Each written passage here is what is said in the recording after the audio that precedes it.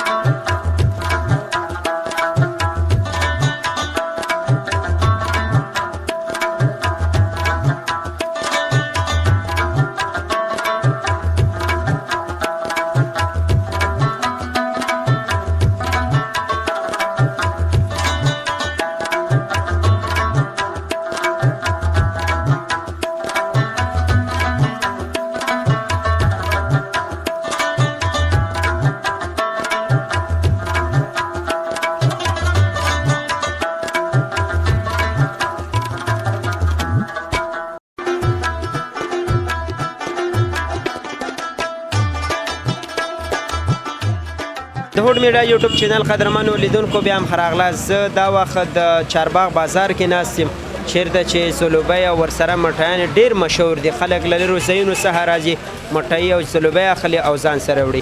اوس وخت کې دلته ناست یم، له دغه ځای مسؤل سره به خبرې وکړم. په لومړي کې تاسو ته ښه راغلاست وایم، که لیدونکو ته ځان معرفي کړي. بسم الله الرحمن الرحیم. زما نوم امام جان دی، لغمان اوسېدونکی یم، قرغیو ولسوالۍ چارباغ بازار دی او دا د مالک صاحب خان محمد دکان دی.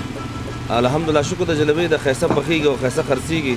ډېر لرې ولایتونه خلک دلته راځي.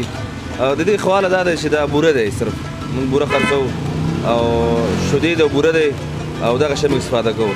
الحمدلله شکر دا ډېر ښایسته جلبۍ دی او ډېر لرې ولایتونه خلک دلته راځي او خوري موږ نه وړي.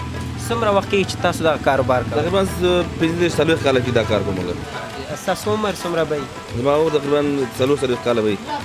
په دغه دکان کې یا هوټل چې تاسو جوړ کړی د ځلوبیو لپاره چې پخوئ، څو تنه کاریګر تاسو سره کار کوي؟ تقریبا 8 کسان موږ سره کار کوي دلته ماشاءالله. او دغه 8 کسان د همدغه ځای به وي؟ او بله همدغه ځای هلکان کار کوي، مکتب ته هم ځي او خپل کار ته هم راځي کار کوي. خصوصا دغه کې کوم ښه مواد اچوئ چې دا ښه خوړل کېږي او خلک له لرو ځایونو څخه راځي او وړي ځان سره؟ موږ خو دغه عربستان او دوبۍ او جرمني پورې دا شی مې لګلی ده. د دې خواله دا دی صرف دغه بوره دی او موږ شیدې استفاده کوو. دغه ځای خیلی ښایسته برابروو او څومره خوشحاله خلکو نه ډېر راځي تاسو نه دا وړي؟ الحمدلله شکر ډېر زیات خوشحاله یم. الله تعالی د افغانستان نور جوړ کړي، امن امان راوړي. انشاءالله په هر ځای کې دا به انشاءالله موږ نمایندګي جوړوو او دا به بخوو. ډېره زیاته مننه. خواهش کوو خدمت.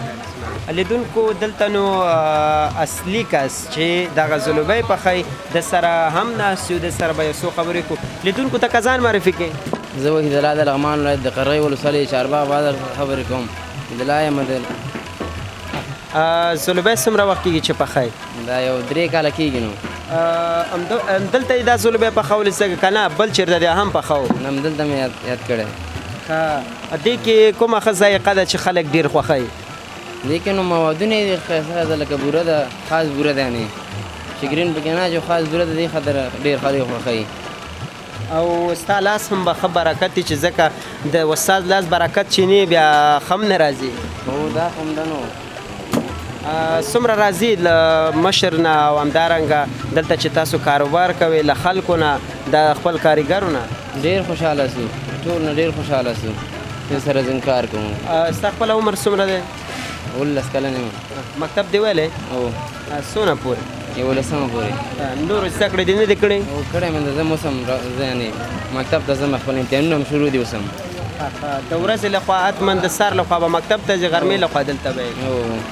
دلته به جمعګي ډېر خلک راځي که نورو ورځو کې؟ نه دا جمعګي لږ ډېر وي، بعد لږ هغوی که نه وزګاري خلکو همدغه خاطر لږ ډېر خلک راځي. او کومو ساحو نه خلک ډېر راځي دلته؟ ډېر ساحو نه، یعنې ډېر لرې لرې ځایونه راځي، لکه ډېر دی قندهار نه، هرات نه، هلمند نه، دې ځایونه ډېر خلک راځي. د کابل نه چې کوم خلک چې دلته راځي او په چکر ځي دوی به حتما دلته حتما دا سلوبیا به اخلي. ډېره زیاته مننه.